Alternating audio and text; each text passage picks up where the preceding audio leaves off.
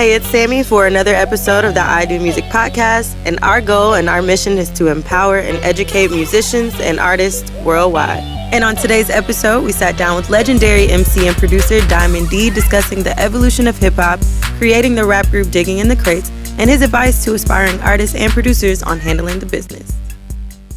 Hey, it's Sammy Approved for another episode of the I Do Music podcast. And today I'm sitting down with veteran, living legend, Diamond D, the MC and producer.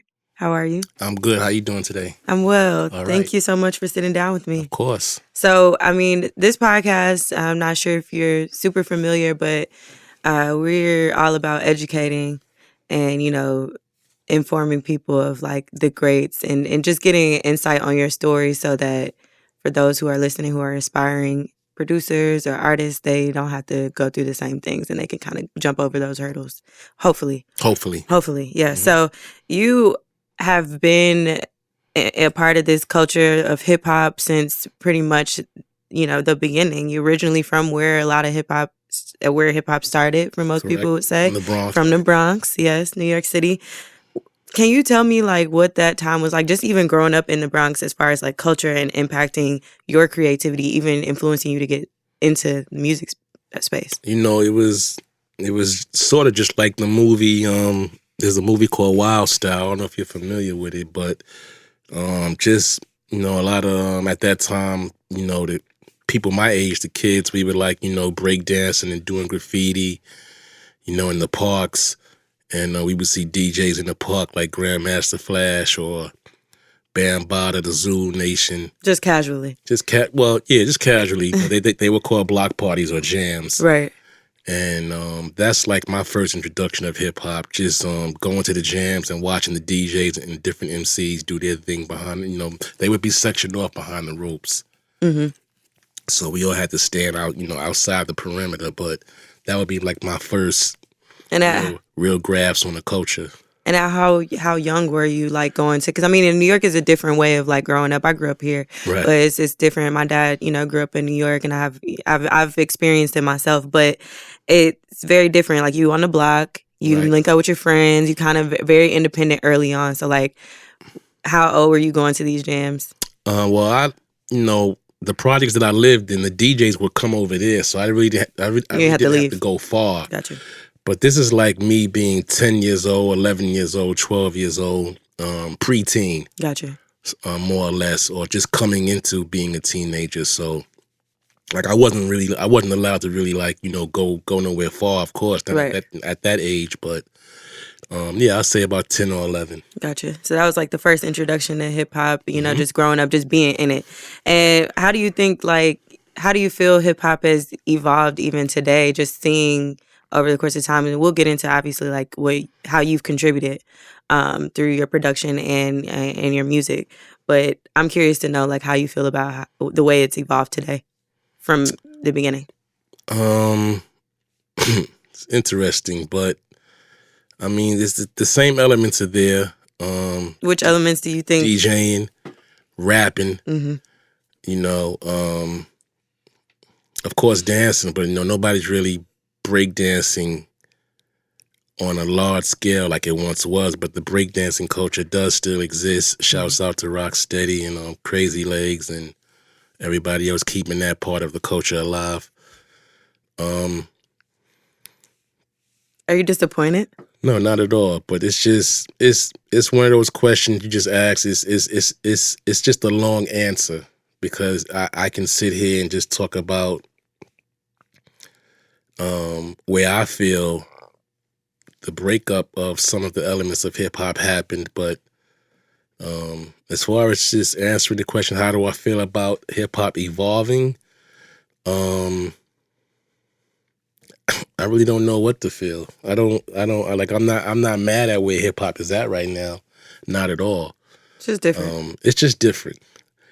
I will say this, when I was coming up, there was really more of an emphasis on your lyrical ability. And a lot of the new hip-hop, not all of it, but a lot of the new hip-hop is just watered down to the point where you can just go in the booth and say anything. Like lullaby rhymes. That's what I like to call it. Right. So you know, if you ask somebody who was 21, I'm sure they would give you a different answer. But, you know, that would be my take on it. That's probably the only thing about the evolvement that I don't like. Gotcha. Understood.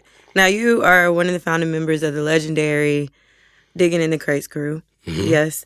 A hip-hop group, you know, comprised of yourself, Showbiz, who co-founded with you, and then other members, Lord Finesse, OC, Showbiz, AG, Buckwild, Fat Joe, and Big L, rest in heaven. Okay. So I'm wondering, you know, just how or why you decided to start. I mean, everybody had a crew. Everybody, Right. you know, that was a part of the culture. It still is. Like, people still have their collectives and their crews. But curious as to how you went about starting that, why you and Showbiz felt like that was important to do at the time. Well, I think the first thing me and Showbiz worked on. First of all, me and Showbiz, we both started off as DJs before we were producers. Okay. Is that how it typically, sorry, I didn't mean to cut you off. Is that how it typically started for a lot of, you think, people in the business at the time? Well, Starting at DJs? what I will say is that's probably the premise of a lot of producers. Right. Not all, but most producers. I say about 90% or 95% of your producers were once DJs. It's just a natural progression. Mm-hmm. But me and Showbiz, we started off as DJs. We would go to each other's homes and DJ, you know, damn near, you know, all day or half the day. And we all lived in the same neighborhood. Me, Showbiz, Lord Finesse, Fat Joe, AG lived about maybe 3 miles away. And we were all just making music together, but we were doing this separately at first. And then we all just came together. Like, you know, we were already cool with each other, and we already lived around the same neighborhood, so it just made sense.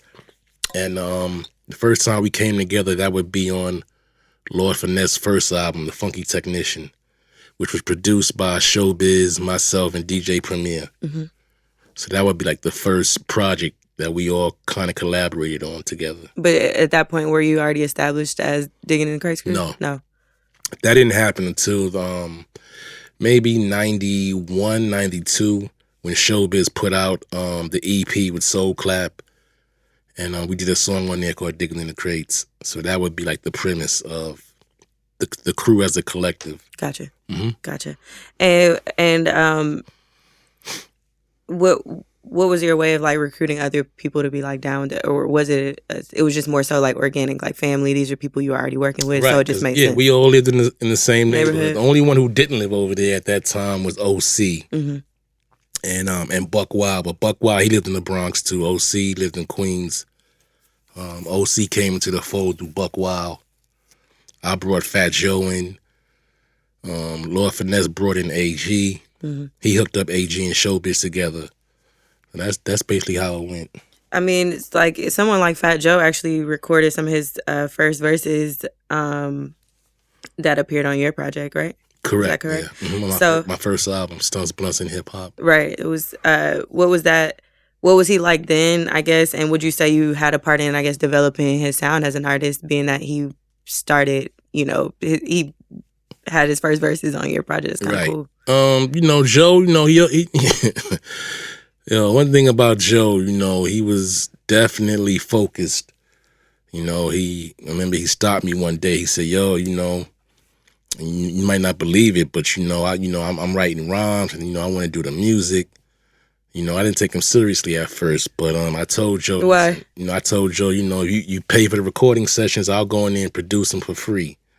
And next thing I know, he's calling me to go into the studio. So that was the first sign that showed me that he was serious. He was serious enough about it to invest in himself. Yeah. Then everything just kind of just snowballed from that point. Yeah, I think that's important what you say, you know, seeing that an artist or someone, you know, takes themselves seriously enough to invest in themselves first before soliciting for somebody who's already, you know, been doing it. This is pre-Pro Tools. You know, now people got Pro Tools in their living room, so it's not really a big deal. You don't really have to go in your pocket as much now if you have friends who have Pro Tools right in their living room or right in their bedroom. But we're talking about a time prior to Pro Tools where if you wanted to record a song, you had to go into an actual studio. Yeah. I mean, talk about that process too. Like, just seeing at this point, you have seen all of the software. You've been able to like evolve with technology, and I'm sure like now you're probably using a little bit more of an easier process to produce and like make music. How do you think that? What are some of the pros and cons of that? Like, I'm sure there's some things that maybe you miss about the way you traditionally would produce, and then maybe not. I don't know. How do you feel about the software and the changes? Well, I use software. I still use some hardware. The only main difference now is at one time before Pro Tools, you recorded to tape, whether it was a 1-inch or a 2-inch tape, and that was one of the biggest jumps that Pro Tools made. It eliminated the need for a magnetic tape. Right. Also, the technology is a lot better right now, obviously. If you're a producer who samples, most of your samplers have a lot of sampling time. Some might have 1, 2, or 3 minutes worth. But some of the first samplers, like the SP12, that had 8 seconds. Oh, wow. So you had to be real creative with that. If you would put a record on speed 45 or 78 so it would speed up so you can, try to sample as much time in a short, you only had 8 seconds. So you had to just be more creative. It drove you to be more creative, actually. Yeah. If you were around and doing it at that time. Yeah. Because like I said, you only had a limited window to work with. So once samplers evolved and they became machines with more memory, it just made your process a little more easier. In that respect. You're heavy into sampling, yeah? Correct. You enjoy sampling? I do. How do you feel about it today in terms, you just kind of spoke on it, but that it's a little bit easier to do things, so maybe the creativity, innovation is not there? The technology is there. It's just a little easier. Yeah. As far as, like I said, machines have more sampling time. As far as clearing the samples, that hasn't changed. Right. Still got to cut the check. Of course. if you're going to sample someone's music, you got to cut the check, and it would be wise to do it before the song is released. Because if you do it afterwards, then they can, tax. Well, they can ask for a bigger chunk. Right. Or like a bigger percentage. Right. Right. Like I had a situation with the Fugees when I produced the score. And I gave them sample information, but they didn't clear the sample. And it might only cost maybe $3,000 or $4,000 at that point to do it. And later on, they wound up having to pay these guys, $700,000 in royalties. Whew. How much later did that happen? That process, like they came back after? The album came out in '96, right? So I would say maybe, I don't know, maybe by the year 2000, because they were in court. Right. The Fugees, Sonys, and the group that I sampled, Samandi. But I don't know all the details because I wasn't privy to that. But I did get wind that they got a check or a few checks totaling at least $700,000. Sheesh. But don't forget that album sold 20 million copies, so the money was there. Yeah, for sure. But the point is, had it been cleared initially, yeah. You know what I mean? Let me ask you, who are some of the best to sample in your opinion? Like, if you had to give me a top 5 today of like who you felt like in terms of like producers, artists that have been able to sample effortlessly. My man Premier, of course. Jay Dilla, rest in peace. My man Knots. Pete Rock. I can't just name 5, but Showbiz, Q-Tip, Buck Wild,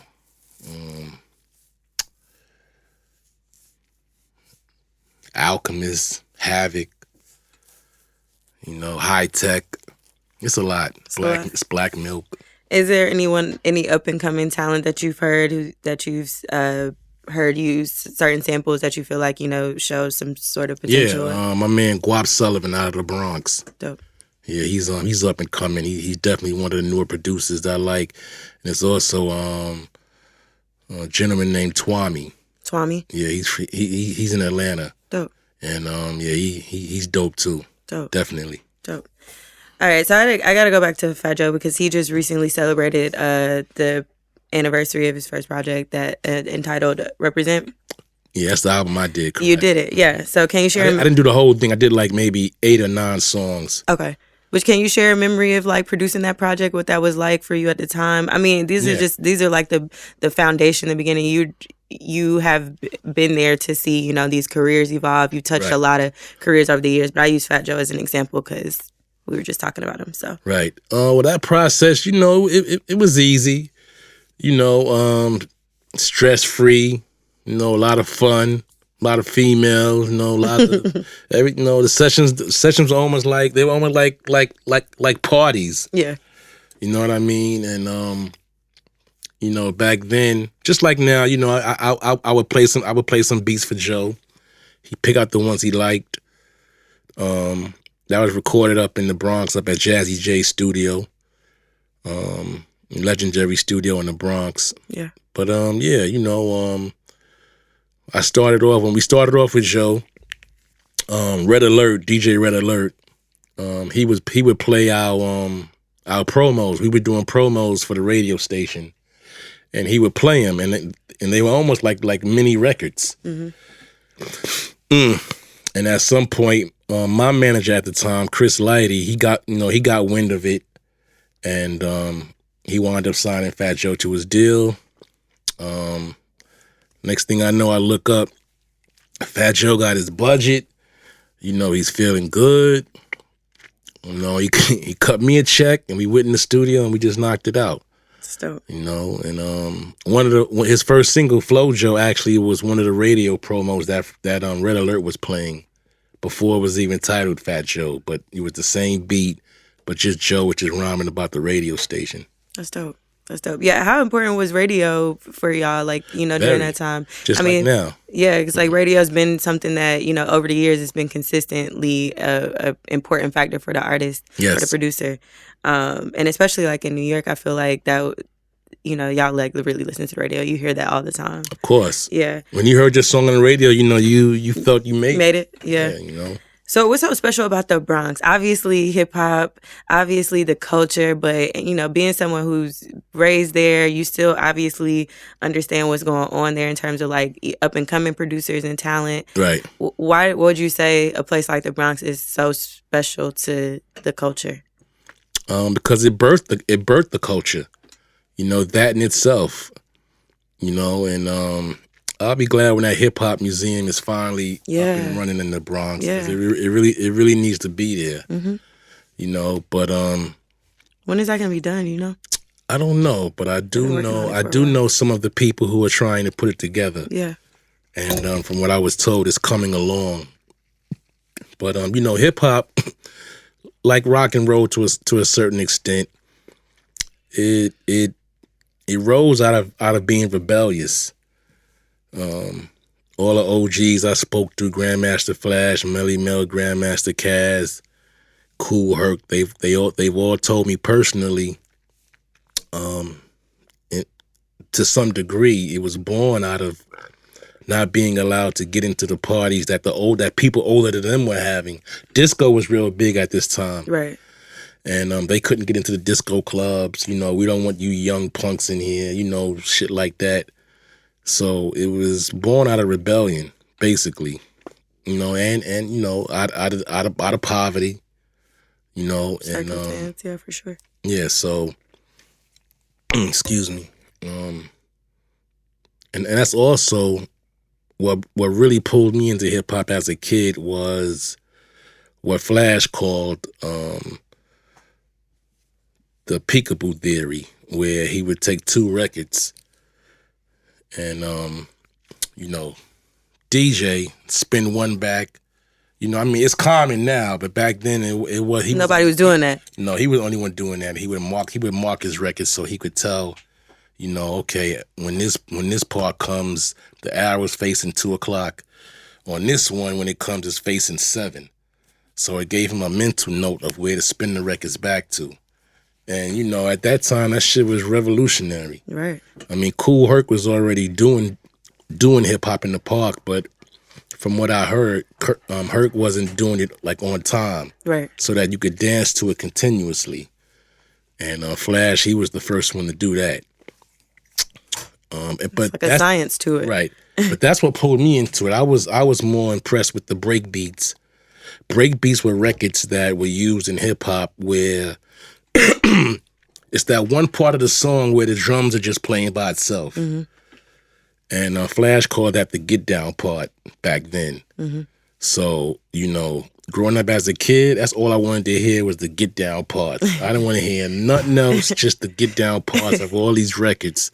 That helped me start my journey of collecting beats, Right. collecting break beats, and just looking for records with just breakdowns on them. That's dope. Yeah. That's dope. So also in the group, digging in the crates, excuse me, many say Big L could have been bigger than Jay-Z.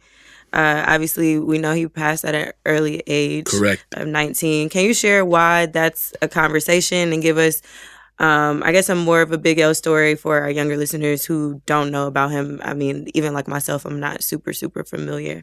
Well, that's a movie in itself. I already know. But what I will tell you and some of the listeners who may not be familiar with Big L, you go back, listen to his music, listen to his albums, listen to his verses, and also listen to the 10-minute radio segment where him and Jay-Z were rhyming together. Mm-hmm, mm-hmm. And even Dame Dash said, right before Big L was murdered, that Rockefeller was thinking about signing him. And it might have happened, but knowing Big L, they might have signed him. They might have signed him to a production deal because he definitely wanted to be his own boss and do his own thing. But I think Dame Dash brought Jay-Z around to Harlem one time, and him and Big L said some rhymes together, and that's how L and Jay-Z became at least acquainted with each other. Right. Then at some point they're down at Stretch and Bobbito's radio station, I believe. And that's where the 10-minute segment, it's on YouTube too, so you can listen to it. But L definitely was ahead of his time. Definitely was a shining star. That's dope.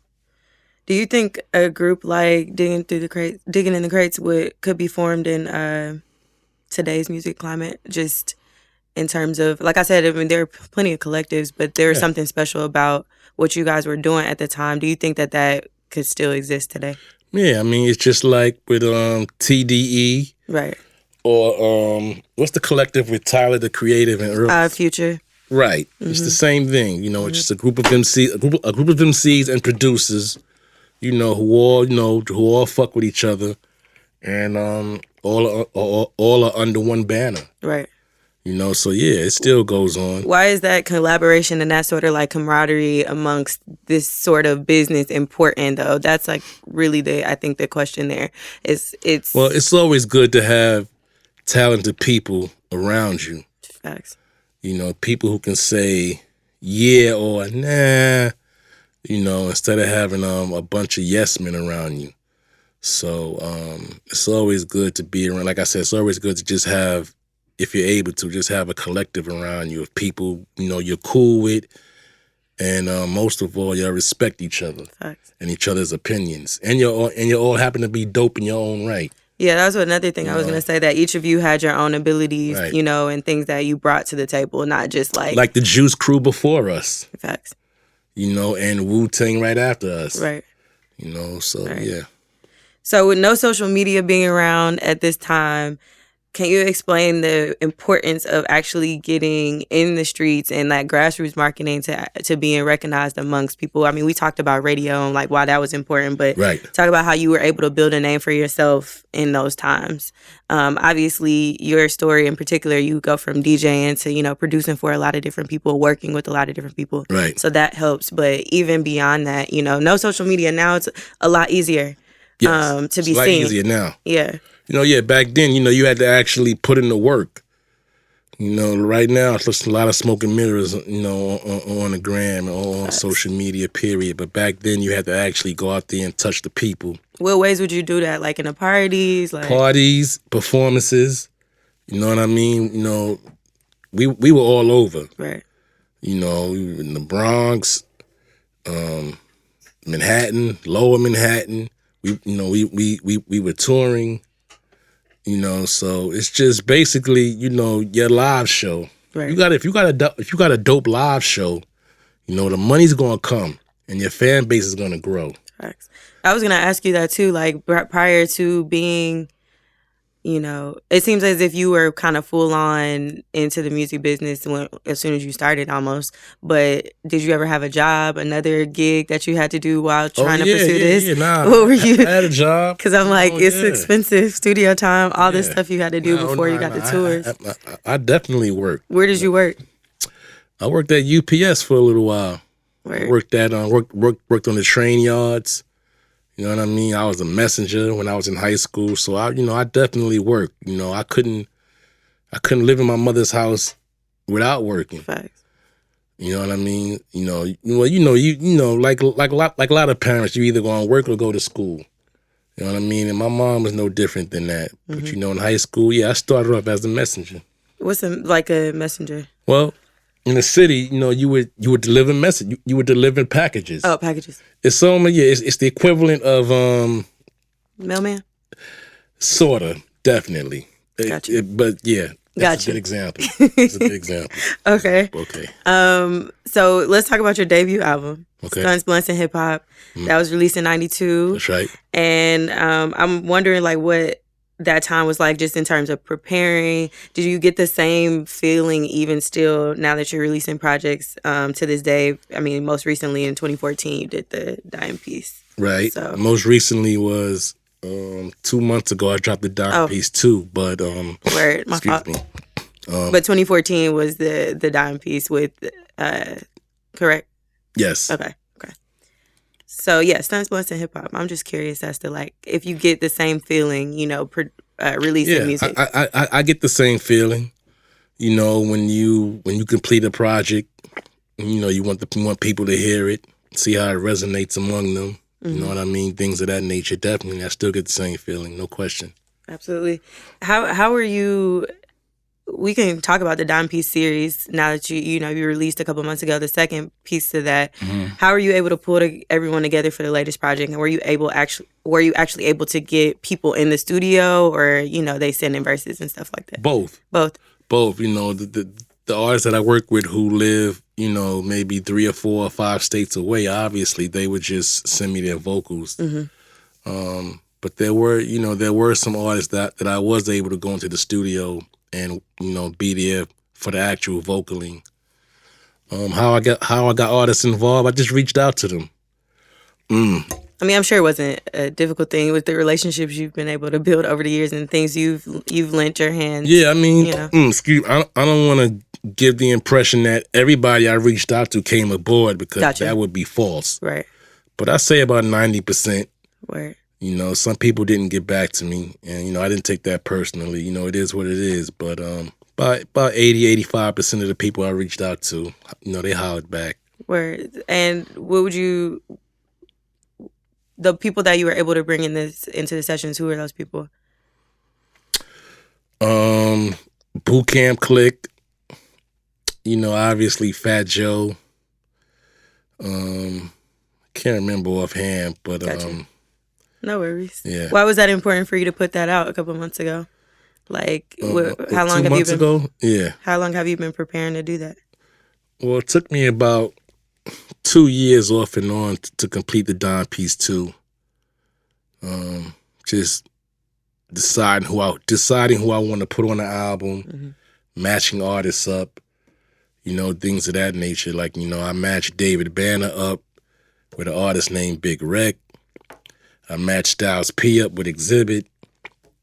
I got a song with myself, Eric Sermon, and Havoc. Mm-hmm. I was just listening to that one. You know, I matched up Twista with Afro, the young boy from California. Mm-hmm.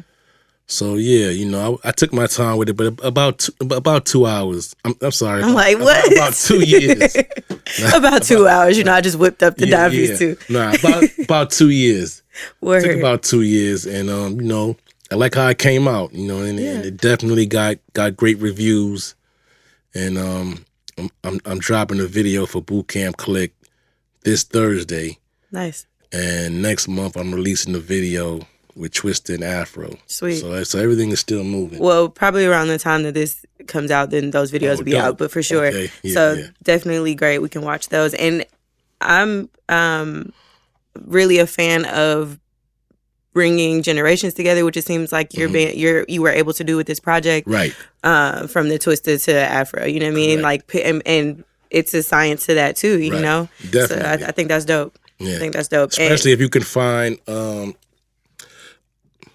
classic or a veteran and someone young who both do the same thing at a high level. Right, on the same trajectory. Right, exactly. So Twista and Afro, of course, everybody knows Twista. He's the king of the double spit, the fast rap. Mm-hmm. And Afro is right there with him. Mm-hmm. Obviously, he doesn't have the catalog or the experience that a Twista does, but just me bringing them together was definitely a good move. How are you finding like new artists, or are they finding you? Like, how do you go about listening? Both, yeah. Social media. Social media, yeah. People send me stuff, or they hit me up. I don't listen to all of it. Yeah. But every now and then I might click on something. Dope. So people should still shoot their shot, essentially. Yeah, definitely. Always. What do you consider good vibes to have during your studio sessions? Like when it's time to get to work, how do you operate? Like, does it have to be a nice sunny day? Like, when do you operate in terms of the studio?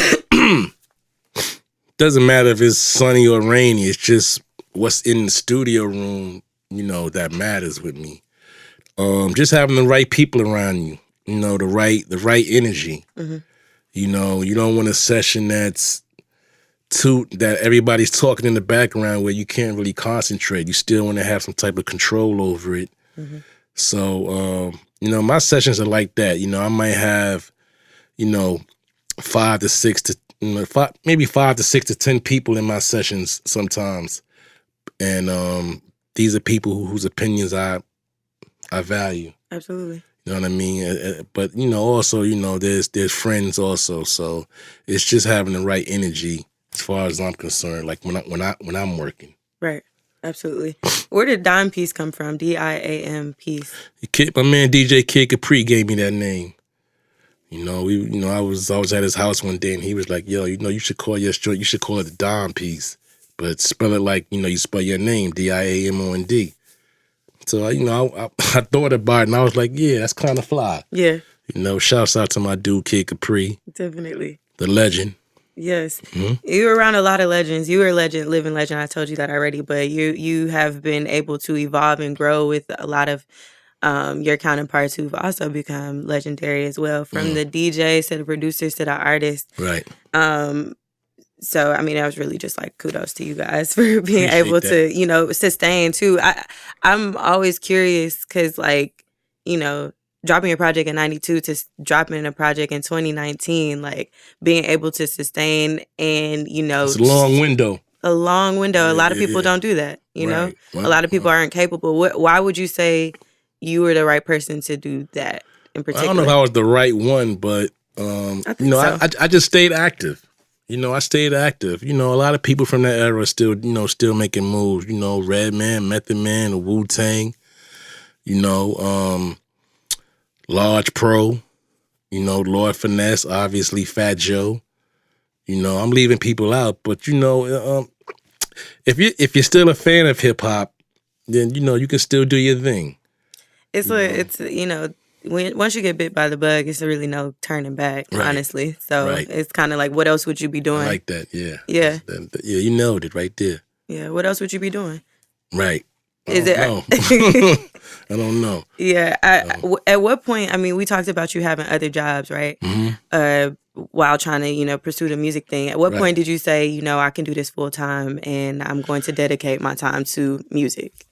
Probably when I got my first big check. How big was that check? Like 60,000. From a label? Or like publishing or something? Well, no, that's the second big check. But my first big check was my budget to make stunts, blunts, and hip hop. Gotcha. And it's not a lot of money now, but I don't even want to say it was a lot of money back then, but that was my first check. So when Yeah. I got that $60,000 back in '91, that was enough for me to say, I know I can do this full time. Right. I had already gotten checks from doing from putting out music over at Strong City Records, working with artists like at that time Busy B, and of course Lord Finesse. His first album, like I said, I did with DJ Premier and Showbiz. So I was already making a little bit of money, but when I got that first check, that first chunk check, I didn't even have a bank account. You hadn't had a bank account. I was prepared to go to the check cashing place, Right. looking crazy, dead ass. So what you end up doing? Did you end up opening a bank account? Nah. My mom was like, "No, nah, you bugging. You gotta get a bank account." Absolutely. But I'm telling you, I'm dead ass serious. I was prepared to go to the check cashing place the next day with my 2 forms of ID. That is hilarious to cash a $60,000 check. It's interesting though too, just like even the money being made then versus the money being made now as a producer or an artist, you see there's a big difference in like I don't know. I think the money now is bigger as far as doing shows, right? But maybe back then, labels put out more money. That's what I was about to say. It was artist development. Yeah. There were different avenues that labels would fund. Producers got paid. It's like now, some of these artists, they want the producer just to do the beat damn near for nothing and get paid on the back end. What do you suggest in terms of young producers out here? Like, do you think that it's smarter or wiser to get your cut up front and or is it circumstantial? I think you should get paid. You should get paid prior. You should get paid in advance, and then also get paid on the back end. That's when I came up, that was standard. Right. If I charge somebody $10,000 for a track, you would get half up front, and then the other half once the song was mixed and mastered. Or after it was mixed. Either way, but you got paid. Whatever your fee was, you would get half up front, and then once the song was mixed, then you would get your back end. And then at that point, it's up to your lawyer to make sure that when the royalties come in, that you're compensated. Compensated there as well, and retain your publishing. Right, and that's what I was gonna ask you too. Just like with so much conversation about owning your masters and not giving away your publishing today, what are your views on that? Just like your experience, even over the years. Like, do you own? Well, you know what? I've always got I've always kept my publishing. I did do a publishing deal with EMI in the mid '90s, but for the most part, I've been able to retain my publishing. Okay. My very first song, "I'm Not Playing," I was in a group called The Ultimate Force. The Ultimate Force. Yeah, I was a DJ in that group, but that might be one song where I don't own my publishing, but I'm taking steps now to rectify that. I don't own my masters for my first 2 albums.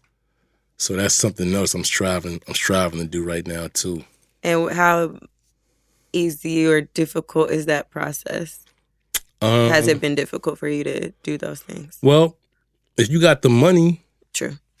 There it is. True. If you got the money, you can. If the labels want to, do business with you, you can get your masters back. True. So we recently had a few producers on the podcast that have converted to artists or, over the years, it's like, now putting out their own music. Do you feel it's an easy transition to make as a producer to an artist, and why from producer to artist? From producer to artist. Versus artist to producer. Good question. I don't know. I have to come back to that. Okay, you can come back to it. Yeah. So I want to do a little history lesson on how you were able to connect with Patchwork and Ras Kass. Okay, let's do it. So How were you able to connect? for because I don't know this story either. How were you able to connect here at Patchwork and working with Razzcast over the years? Well, when I did Solo on Ice, the remix, and that blew up or whatever the case. I believe Razzcast was signed to Patchwork as a one of their artists. Mm-hmm. I think it was a production deal, but I didn't do the remix here at Patchwork. I forgot what studio I did it at, but I definitely didn't do it here. And I hadn't even met Razzcast yet, but once I did the remix and we connected, I flew out to LA a few times. I was working with Exhibit and the Alcoholics. And I finally got up with Razzcast and we spoke, we hung out. And then that's when I learned of his affiliation with Patchwork Studios. Mm-hmm. Where? So yeah, I kind of found out after the fact. What it was? Yeah. Got you. I'm curious too. Like we talk about perspective, your perspective on what you've seen in terms of the evolution of hip hop, but more specifically, what you see with artists breaking those like genre barriers. So obviously exploring the sounds that we really created as a culture, I feel like, in my opinion, but taking ownership of those spaces. So the way you'll see a Lil Nas X or a Blanco Brown with country and hip hop, exploring those sounds and taking ownership of the spaces. How do you feel about that? You laughed. I'm laughing because for the most part, people. I'm not even going to say people, but for the most part, country music has no dealings with hip-hop. Young urban black people. None at all. To the extent that when Lil Nas X came out, from what I was reading, Billboard, he was charting on the country charts. And somebody at Billboard said, nah, take him off. He's not a country artist. So, to me, it was racist. I believe it was racist. He probably would say no, it wasn't. Whoever up at Billboard decided to do that. But if dude is charting on the country charts, even though he's a young black, it shouldn't matter. As long as the music is touching people, right? That it normally wouldn't touch, right? Yeah. Now, the other side of the coin is some of these white rappers, Post Malone. Anybody up at Billboard saying take him off the hip hop charts? Nope. All right then. So what part of the bullshit is that? I didn't like that. Yeah. But I'm only one person. You know what I mean? I think a lot of people could agree with that. Shouts out to Lil Nas X. He's doing his numbers. Yeah. So I'm happy for any young black man who's able to carve out a niche for himself and make something of himself. Absolutely. I mean, and his project features not just, things maybe that should be in the country genre, but rock and roll and everything else in between. So I think it's cool. My real question behind that is that a lot of artists are breaking those barriers. Like it may not, like a black may not necessarily be traditional R&B or hip hop, but he doing something, that is reaching people and impacting people. And we kind of talked about it too, with what hip hop is today. Right. It's not necessarily heavy on the lyricism. You have people writing for rappers openly, and it's not even a big thing. Yeah. It's like it is what it is. So I'm curious to know like your stance on that. Are you exploring other genres? Well, I was the first one who combined the blues with hip hop. There's a song the listeners can go research. The name of that song is called "I'm Not Playing," and the group is called The Ultimate Force. This is back in 1989, fresh out of high school. But it was a regional hit. Mm-hmm. It was big. It was big on the East Coast, mm-hmm. Particularly the northern East Coast. But that's just an example. Mm-hmm. I was the first one to bridge the blues and hip hop. How did you do that? Is it a sample? Well, yeah, definitely. Mm-hmm. It was my choice of the record that I wanted to sample. Right. And my producer at the time, Jazzy J, he was able to take my ideas and program it out. and you know, it's still a dope song to me. Hmm. But like I said, you know, the whole country thing, it caught a lot of people off guard. You know, as far as rappers not writing their own rhymes, um, I'm a hip hop purist, so I would rather the MC write his own rhymes. But I also know in 2019, it's not really a big deal to a lot of people. So should they call themselves hip hop artists? I mean, or rappers? Well, it's still hip hop. You look like you look at Cardi B, hugely successful, sold a ton of records, and she'll tell you dead ass she didn't write her rhymes, Right. but she paid for all of them. And she delivered. Exactly, she paid and delivered. So you know you can't hate on her or anybody else for that matter. You know, and the other side of that coin is how many rappers writing their own rhymes and ain't moving no units. Facts. So it's not really a litmus test for sales. Facts. But to this day, I'm telling you, to this day, for hip hop purists, and there's not even a lot of them left, but they do exist. For hip hop purists, if you don't pin your own joints, then you're not even looked at as an MC. Right. So Agreed. Okay, so when you, I mean, you've worked with, we talked about the Fugees, you worked with the Tribe Called Quest in terms of producing for these people. Most Def, I didn't Too produce for Tropical Quest. I just rhymed on one of their songs. Oh, I'm sorry. That's all good. Most Def, Too Short. I mean, Right, Queen yeah. Latifah. The list goes on. I'm curious as to like one of your most memorable. I mean, I'm sure there are a lot, but like think of one of your most memorable sessions or like just times working, touring with any of these artists that you've been able to work with, or just like maybe your own personal projects that are really near and dear to you. I mean, All of them are. Everything you just said has memories. But yeah, I would say like, I don't know, it's a lot, you know, being in the studio with Queen Latifah, you know. When Y'all were in the studio for that. Yeah. You know, being in the studio with her, you know, that was fly. You know, of course, you know, all my recording sessions with Busta Rhymes. What were those sessions like? He seems like a lot of energy. Same way Busta is. A lot of energy. You know, not every minute, but you know, Busta's definitely high energy. Working with Mos Def, of course, working with Fat Joe and watching his whole evolution, watching Big Pun come on the scene. It's a lot. It's a lot. So, I mean, I know you had close relationships with a lot of these people. And we've mentioned the Jay Dillas, Fife from A Tribe Called Quest. Definitely. And like I told you already, you're a living legend to this business and you've even outlived some of your closest friends. So I'm curious as how do you feel you are intended to continue impacting this industry and this business? I mean, especially you just dropped a project 2 months ago. So Right. it's like you're not stopping now. So you're still here and you're able to, you know, obviously do podcasts and talk to more aspiring artists and Right. producers. So how do you think you're intended to continue to do that? Well, I don't know. It's like, you know, when Quincy Jones made Thriller, you know, he was like, what, in his mid to late 40s? You know what I mean? So, I mean, music is music.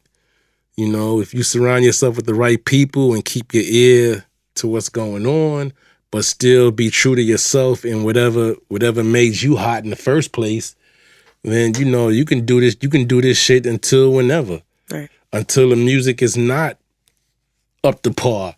And at that point, you know, you will bow, you know, I hope you will bow out gracefully. Right. You know what I mean?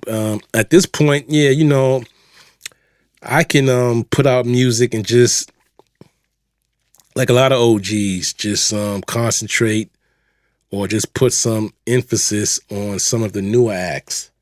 And in that way, you can maintain your legacy. You know what I mean? I mean, of course, I still work with the artists that I came up with, of course. But, you know, hip-hop, you know, it's basically a young man's sport. Definitely. Make no mistake about that. Even though you have rappers in their 40s who are selling out arenas, you know, as we speak. But for the most part, it's definitely a young man's sport. So you find somebody young and dope, then you can continue doing what you're doing. There's an artist out of Harlem that I'm working with. His name is Snooze. He's on the intro of the Don Piece 2. Mm-hmm. You know, crazy dope, and I'm working on his album right now. Dope. But you know, just those are just some of the examples how you can just keep doing what you're doing and not sound crazy. Yeah, I speak to a lot of producers and artists who I consider obviously veterans of the business like yourself, who always mention Quincy Jones or, you know, like as someone who they're inspired by or influenced by. But like, I always wonder how you feel like you're leaving that legacy for other producers who I'm sure are going to listen to this podcast and be like, dang, Diamond D, like that's who I'm inspired and influenced by. And do you feel like any pressure, you know, to continue doing that too? No, I don't feel it. I don't feel no pressure because if it's organic, there's not going to be any pressure. Mm-hmm. You know, you just do the things you love to do. Whatever feels right. And, you know, I love creating music. Yeah. You know, so. What other passions do you have? Are you exploring anything else outside of music or with your music, like in film or TV or any other spaces? Yeah, you know, I've done a few movies. I've done a few. I've worked on a few movie soundtracks. Mm-hmm. That's definitely something I want to get more into. Yeah. You know. Are you in Atlanta? Yeah. I got a spot down here. I'm back and forth though. Back and forth in New York a lot. Got you. You know, the scene here in terms of TV and film, it's right here. Of course, New York, right. But like it's right here. So I know a lot of people are exploring that as well. Mm-hmm. So I'm curious. Well, that's dope. I am excited to see the videos that you have coming out. Oh, dope. And you know, getting more into researching and learning more about the things that I didn't necessarily grow up listening to. You know, being from Atlanta, but I'm sure people. We'll go back and research and learn more about, you know, all the amazing things that you've been able to do and continue to do. Yeah. Also, I want to add, you know, it's my relationship with Atlanta. Yes. When I was coming down here in '92, right when my album dropped, me and Eric Sermon, we were down here working with Dallas Austin. Right. And, you know, we worked on a group called Illegal. That was Marley G from Def, who later became a part of Def Squad. Mm-hmm. Molly G and Malik. We worked on a group called Shades of Lingo.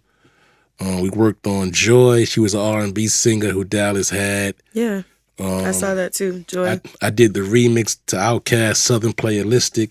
So I've always been down here. Well, I'm not going to say always, but I have a relationship with Atlanta artists. Enough to get you a crib out here and make sure you back and forth for sure. Right. What is so special? I mean, and I like to ask that too. Like, there's something definitely interesting about Atlanta and the fabric of the culture here. Like, you know, that makes it enjoyable to work here and work with the people who are from here. What would you say to that? Like, what is it about Atlanta that kind of drew you back and forth? Well, I was doing a lot of work here. True. You know, not just with Dallas, but with a few artists here. You know, so you know when I brought my crib, it was more or less an investment property Gotcha. Initially. Gotcha. And then at some point I wound up moving into it myself. So in 92 though, or like 91, 92. I wasn't here then. Okay, when did you come here? Wait, around what time? Just like in terms of starting to work here? Like 2010. Oh, gotcha. But even still, like early on, like we know New York is where hip hop started, and for Southern artists trying to break into what the fabric of that. How do you feel? You know, were you accepting of it as someone who's from the Bronx? Did you think it was weird? Did you think it was cool? Like, what did you think hearing somebody like Outkast? I definitely thought that. I didn't know they were going to be as big as they were. Gotcha. Southern Playalistic was their first song. Mm-hmm. You know, that was their first single, I believe. And I wound up doing the remix to that. Mm-hmm. But they didn't really blow up until their album came out. Right. You know, and definitely what my man 3 Stacks said at the Source Awards when he said, you know, the South got something to say. You know, that was a big moment right there. Absolutely. For a lot of Atlanta artists, you know, and you know, like, you know, New York, like, you know, since it was born there, New York had a chip on his shoulders. You know, rightfully so to some extent. But you know, now it's worldwide. Right. Don't really matter where you from now, as long as the music is what it's supposed to be. Right. There's a lot of influences from Atlanta now, Oh, too, yeah, in no the doubt. hip hop space, for No sure. doubt. Mm-hmm. Yes, I think it's just interesting how that works. But I do believe that you can be absolutely anywhere. Yeah, Because you got Afro beats, you got all sorts of things happening with Yeah, the culture. that's It's dope. right. It's That's dope right. to see. Yeah. I'm sure it's cool for you to see too. Mm-hmm. Yeah. All right. Well, I'm gonna allow you to tell them where they can find you, get some of this great music, and continue following your journey. Yeah, well, I'm on social media on the Diamond DITC. That's one word, DIAMOND DITC. That's on Instagram, Facebook, and Twitter. Yes. And you can definitely check out the Dime Piece 2. That's available on all platforms. So y'all get a minute, y'all check that out, and you can definitely get a taste of what I'm doing these days. Absolutely. And actually, I'm going to ask you one last thing. What, if you could leave these young producers and artists with any words of advice in today's musical climate, what would you tell them to do and how they should approach? Well, what I would tell them is, if you can afford spending $200 on a pair of sneakers and you got a room full of sneakers, then, you know, hire a lawyer before you sign anything. You know, most lawyers range from $250 to $500 to $1,000. But that would be my biggest thing. Don't sign anything until you have a lawyer look at it. If somebody gives you a contract and they say something corny to you, like, yo, you want to have somebody look at it and you don't trust me, you tell that individual, well, if you got, you know, if you got my best interests at heart, then you wouldn't look at me crazy because I want to have a lawyer make sure that I'm covered. Absolutely. You know what I mean? And if you get any resentment from that remark, then you know, just stay the fuck away from them. Facts. There it is. Thank you. I appreciate you. And as always, you guys can find this podcast on social media at IDM Podcast, as well as myself at Sammy Approved. Thank you so much for sitting down with me, Diamond Yeah, D. no doubt. Thanks for having Appreciate me. you. No problem.